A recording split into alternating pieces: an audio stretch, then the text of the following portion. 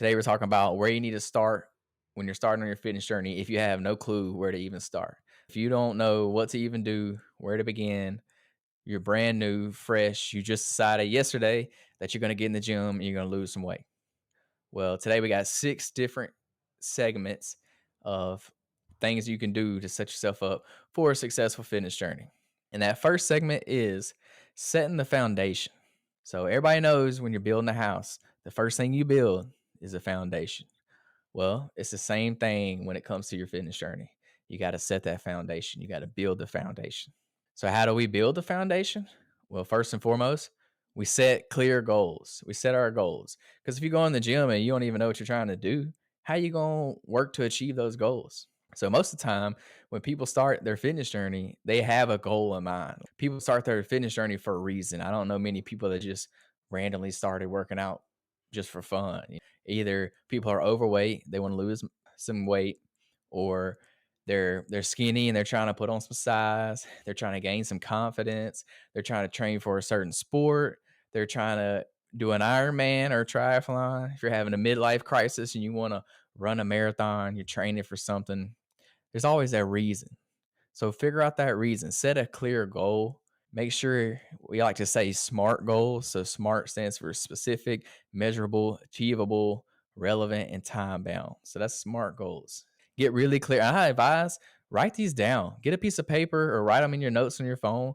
Write them down so that you can go over them and look at them every day or every week or whenever you're feeling discouraged. Go over and look at your goals again. Set clear goals. Have a big goal at the end, your target goal, have that at the end. And then you also want to set smaller, specific goals that build on top of each other in order for you to get there. Because if you just have one big goal at the end, sometimes it can be too far off and too big, and you get discouraged because you never think you're going to hit that goal. So set little small goals that you can achieve over time. This will keep you going, to keep you motivated, and eventually you will get there. Get 1% better. You got to understand your why. So identify those personal motivations for starting your fitness journey. Understand the why. It may be for you, hey, these are my favorite pair of jeans and I love wearing these jeans, but I can't fit in them no more. I can't wear them. So that's a personal motivation. That's going to motivate you to lose that weight. That's going to get you in the gym, give you something to look forward to, something to work and to strive forward. So understand your why. And then not only is it sentimental things like that where you want to fit into that jeans or you want to look better in pictures with your family, you also got to think of the mental and physical benefits that exercise is going to bring you as well. Say, for example, you're struggling with diabetes, losing weight, dropping some weight. This is going to help with your diabetes. Or if you're struggling with confidence, get in the gym, put some muscle on. You're going to look better. You're going to feel good. Your mental health is going to increase. You're going to feel better. You're going to be mentally prepared. You're going to feel better physically. You're going to look better physically. So I'm not even going to get into all the mental and physical benefits because there's a ton of them. That's a whole nother podcast topic in itself. We may have to do that at a later date. So going into the next segment, number 2, assessing your current state. So after we get clear on our goals, number 2, we want to assess our current state. Do a physical assessment. Evaluate your current fitness level. And this goes for strength, flexibility, your cardiovascular endurance. So do a self-assessment or even get an actual assessment done by a personal trainer, a doctor, or something like that to give you a good base idea of where you're at, where you're starting at. Because this is going to determine what kind of workouts you can do, how often you can work out. It's going to determine all these extra factors that go into it. You want to make sure you consider any pre-existing health conditions, any older injuries that you've had. So if you've broken a bone somewhere and it limits your mobility in a certain area, then obviously you got to work around that in the gym. If you can't squat all the way because you got bad knees, well, guess what? You probably shouldn't be doing squats. You got to find a different thing to do. You may have to do the leg press or something that, I don't know. Assess all these things so you can set up a better plan and be more prepared when you go into the gym than just going in there and winging it or going in there and hurting yourself because you're doing stuff you probably shouldn't be doing. So it's very important to have a good understanding of where you're starting at so that you don't get injured and you don't get discouraged in the gym. Because if you're in there and you think you're a lot stronger than what you really are, and you get in there and start lifting weights, you're like, you realize, oh, I'm weak. It's going to hurt you mentally. It's going to give you discouraged, and you're probably going to end up quitting your fitness journey. Flexibility is another big one too. You really want to work on your flexibility because I know most people, we're just not flexible. We sit at desk all day, we get stiff, so flexibility is a big thing you want to work on too. And then after you do a physical assessment, you want to do a mental assessment. So reflect on your current lifestyle, on your current stressors, things that trigger you. Reflect on these, figure out what they are so you can work on them when we go into the gym. Gauge your mental readiness for a fitness commitment because it's going to be a change. You're not used to it. You haven't been doing it. It's going to be a change from what you're used to.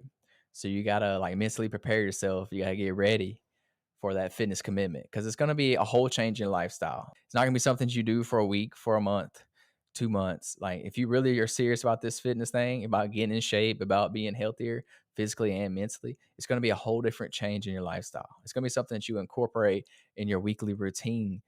So it's going to be change. It's kind of like at the beginning of the episode, I talked about I'm going through a process of change right now. It's going to be the same for you. You're going to go through a change. It's going to change what you do on a normal basis, what you do on your normal schedule, on your normally work week schedule. You got to incorporate fitness and not only fitness but diet as well into this. So just kind of do those physical assessments and mental assessments to get you a good base understanding of where you're starting at so that you can gauge what you need to do based off where you're starting at. You wouldn't necessarily start in the same place that I'm starting at because we're in two different places. Next segment number 3, create a sustainable workout plan.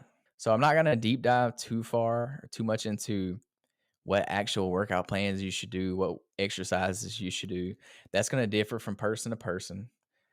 And you can get down in the weeds in that and it's a long way. But we're just going to go over starting with manageable activities. So incorporate activities that you enjoy and make it sustainable. Don't do things that you don't like. Everybody thinks of the bench press and the squat and the deadlift when you go into the gym. Well, guess what? If you don't like any of those, you don't have to do any of those. There's alternatives to pretty much every lift in the gym that you can do. Find lifts that you like, find different workout styles that you like. It may not even have to be like bodybuilding type workout. It could be CrossFit. It could be calisthenics. It could be the fitness classes, the body pump classes. It could be the TRX classes. It could be a spin class. It's different for everybody. There's so many different ways to work out. So find something that you like, that you can enjoy, and stick with that because that's going to be more sustainable. You're actually going to do that over time. And just begin with 2 to 3 days. I suggest at least 3. You should do at least 3 days a week starting out. You could probably do that for like a year or so. You really don't have to increase it as early as you think. But I do suggest increasing that over time. You will eventually start to hit a plateau and you will probably have to add days in here. But hey, 3 days a week, that's a great place to start. And you want to choose a balanced workout routine. So, what do I mean by balance? You want to include strength training, you want to include cardiovascular exercises, so cardio, and you also want to include flexibility work, so like mobility workouts, exercises, things like that. So you want to do all 3. You want to build muscle strength, you want to work your cardio system, do some running, stair climbing, walking, whatever. And you want to work on your mobility, on your flexibility, because as we get older, we lose that flexibility. So you got to work on it so that you don't lose it and that you can get better at it. It's very important that you keep a variety of fitness in your routine. I know we'll get stuck on the things that we like to do most of the times, which is what you should stick to the majority of the time because that's going to keep you coming back. But you also need to incorporate these other things into your workout routine as well because if you don't use it, you'll lose it. And cardio, that's just good for your heart health. So you want to work your heart. Strength training, good for your muscles, obviously. Flexibility, and that's good for your body, for your posture, things like that. Bending over, tying your shoes, touching your toes, scratching your back. You need flexibility for these things. Segment number 4. Everybody tries to make nutrition so hard, and it's really not. It's really not that hard. But I would honestly say nutrition is the hardest part of anybody's fitness journey, period. I don't know anybody that don't necessarily not struggle, but don't think nutrition is kind of the hardest thing. Because to me, I don't know, maybe people's opinion are different, but nutrition to me is the hardest by far. Because there's so many different ways to go about it, and there's so much junk out there nowadays that makes it so easy and so accessible to just eat junk food all the time, and it's cheap. Junk food is cheap, way cheaper than eating healthier food to a certain extent. Snacks and stuff are always cheaper. But if you actually buy like Whole Foods, good foods, it's really not that expensive. If you meal prep like I do. When I meal prep, I literally meal prep a whole week's worth of food for like 20, 30 bucks. That's cheap compared to going out and eating a fast food meal, which is at least $12 nowadays. I don't know any fast food meal you're gonna get for less than $12. Like even McDonald's is that expensive now. So we want to focus on eating a balanced nutrition, like a balanced diet. So what does this mean? This means a mix of lean proteins, whole grains, fruits, and vegetables. That's balanced. You want to eat from every food group, every natural whole food group, not like junk food, obviously. You got to eat that well rounded diet. If you're vegetarian, obviously not gonna be eating meats, but still you want to eat whole foods. If you don't know what whole foods are, I talked about them a little bit on the podcast last week, but whole foods are single ingredient foods, foods that are in their natural state that have never been altered. So think of fruits, not frozen fruits or processed fruit, not fruit juices, whole fruits, vegetables, eat things in their raw state. I mean, they can be cooked if you're eating, you can cook them, but don't process them in any way. This is a whole food. And then next for your diet is your hydration. Hydration is a lot more important than most people realize. I know everybody always hears, "Oh, drink your water, drink your water," but it actually has a bigger effect on you than you think. Because a lot of the drinks that y'all drink that are not water, you get a lot of water through those because waters are normally the base of them. It's like sodas and things like that. They all have a little bit of water in them. So that's how your body still functions because you're still getting a little bit of water. But if you would actually like give your body plenty of water, that it you would see the benefits from it. Being hydrated helps more than you realize. If your pee is yellow, you probably should be drinking more water. Like that's a good indicator if you're drinking enough water. And if you're not peeing a lot, you're probably not drinking enough water. Because if you drink water a lot, you typically gotta pee several times. That's the only downside of drinking water is you gotta get up and pee like every hour. But honestly, I'd rather feel better and pee more than not feel so good and pee less. Some tips to incorporate water into your daily routine more: carry a water bottle. And when I say a water bottle, I don't mean like a regular, like 12-ounce water bottle. Carry a bigger water bottle, not a huge one, not like one of them hydro jugs, because you ain't gonna carry that junk around. That's way too big, way too heavy. Get you something about around 32 ounces. The bottle I have that's sitting on my desk, it's actually like 40 ounces. Get you something around 32 ounces. That's a refillable bottle, and just carry it around with you. If you work at a desk, put it on your desk right there in front of you so you see it. And my rule of thumb that I go by is every time I look at that bottle of water, I have to take a sip of it. Like that's my policy to make sure I'm drinking, because I'll leave it right there and never take a sip. But ever since I started that, where if I look at it, I have to take a sip of it, it helps a lot. Like I'll go through a gallon of water a day, basically. Just carry a water bottle everywhere you go. If you go into the gym, water bottle. You going to work, water bottle. You're sitting around the house on the couch, put a water bottle right there beside you. And then subconsciously, you'll start to drink it more and more. And I know people are like, "Oh, I don't like the taste of water. It don't taste good, whatever." Like honestly, water is not that bad. Like it don't even have a taste for real. So just drink it. It's not that big a deal. And if you have to, put some flavoring in it. Put some Mio in there or something. Put some kind of flavoring in it. Just make sure it don't have a ton of sugar. So yeah, that was segment number 4. And the next segment number 5, we're gonna do build a support system. So who is your support system? Your friends, your family, your coworkers. Share your fitness goals. Share it with your loved ones so that not only can they get inspired by you, but they can hold you accountable. If you put yourself out there, if you share it with other people, you tell other people, "Oh, I'm going to lose 15 pounds." This makes you more accountable because you're telling other people. You don't want to tell somebody that you're going to do something and then not go through with it and not do it. This looks bad on you. So by you telling other people, it's going to hold you more accountable to yourself. And it may also inspire them to do something too. So it's a win-win situation. Share it with your friends. Encourage them to join you on your journey. So then, hey, you may have a little gym partner. You may have a buddy to go work out with, and then y'all can kind of hold each other accountable. Y'all can compete with each other, and everybody's getting in shape. I don't see nothing wrong with that.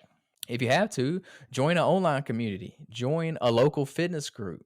Facebook has a ton of fitness communities on it. So these can be good for motivation, for guidance. If you have questions, ask people in there. Ask people where they're getting up to work out at and go join them for a workout. Participate in your fitness classes. Most gyms have some kind of fitness classes that are led by a coach. Spin classes, body pump classes, yoga classes, everything like that. Do them. Join them. They're fun, they're engaging, they're encouraging, they're motivating, and you get to do it with everybody else in there. Y'all can all suffer together. But it makes it not as bad when you get to do it with other people. So find you a accountability buddy, and y'all go knock it out the park together.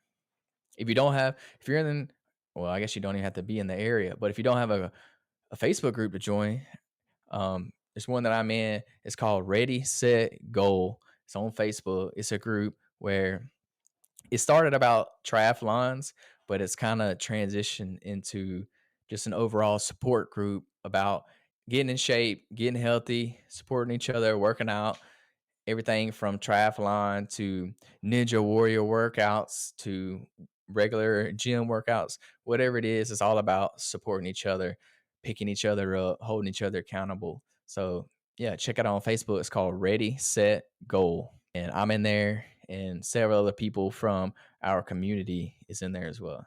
Last but not least, segment number 6, and this is a big one: overcoming challenges. There's going to be very many obstacles that get in your way on your fitness journey. I don't care who you are, there's going to be an obstacle at some point. It's going to be some kind of challenge that you're going to have to overcome. It's going to make you want to quit, and you probably are going to quit for a little bit. It may happen, but hey, you got to overcome it. You got to get back in the gym, get back after it. So just know that there's always, you can always overcome like these fears or these setbacks that you have. And if your fear is actually going in the gym and working out, just know that people probably ain't paying attention to you for real in the gym like you think they are. Just because somebody looks at you or glances you at one time, that don't mean they're paying attention to you, judging you. Like, what is this doing? Why are they doing that? What the heck are they doing? Like, no, nobody. Most people in the gym, they're worried about themselves. They got the headphones in, they're zoned in, they're doing their own thing, worried about their own self, thinking about what they're gonna do later that day. They're not worried about you. So just go in there and do it. And you gotta remember, everybody started at zero. Everybody started in the same place that you're in. They was at the same place you were in, and they probably felt the same way, but they stuck to it. They got more comfortable in the gym as they went along, and started achieving their goals. So just remember, you can't compare your chapter 1 to somebody else's chapter 10. So they may be way ahead of you. That's okay. You'll get there. Just keep grinding, keep going. And also, you got to have a mindset shift. So emphasize, oh my bad. It's important to have a positive mindset. You got to celebrate those small victories, celebrate the little progress. If your goal is to lose 50 pounds, well, when you get to 5 pounds, when you get to 10 pounds, celebrate that, because that's a small stepping stone to get you to that 50 pounds. Once you lose 10 pounds, guess what? Now you only got to lose 40 pounds. So celebrate these small victories. Have a positive mindset. Hey, if you lost 10 pounds one week, but the next week you gain back 2 pounds, you can't let that beat you up. You can't let that be the end of the world. You can't just be like, oh, well, I can't do this. I'm putting weight back on. You got to stick to it, because if you keep doing it over time, you will get there. You just got to keep that positive mindset. Don't let little things deter you from your goals. That's why I said set clear goals. That was number one. First and foremost, set clear goals and don't stop until you achieve them. Keep a positive mindset, and you will get there eventually if you get 1% better every day. So that is my 6 segments of where to start on your fitness journey when you start from scratch, when you're starting from nothing. So number one, setting the foundation, setting your goals. Number two, assess your current state, a physical and mental assessment so you know where to start at. Number three, create a sustainable workout plan. If you don't know what to do, Google one. Literally type in your age, your sex, your goal on Google, and type in workout plan at the end, and one will pop up. Just follow it. There's plenty of free workout plans out there. Number four, your nutrition. Eat whole foods, keep it simple. Don't eat processed foods. It's got a long expiration date. It's processed. You probably shouldn't be eating it. Number five, build a support system. Tell your friends and family. Get accountability buddy, and y'all work out together, and y'all can hold each other accountable. And number six, overcome those challenges, overcome those obstacles because they're going to happen. They're going to come full force, and you got to figure out a way to overcome it and keep going. So yeah, with all that being said, I encourage you, take your first step, commit to your goals, and go get it. Y'all got this. It's not that hard. Y'all try to make it harder than what it is. Thank y'all so much for hanging out with me. I appreciate it. I hope y'all apply it in your own life, in your own fitness journey, and let me know how it works out for you. I hope to see y'all in the gym. Peace, love, protein.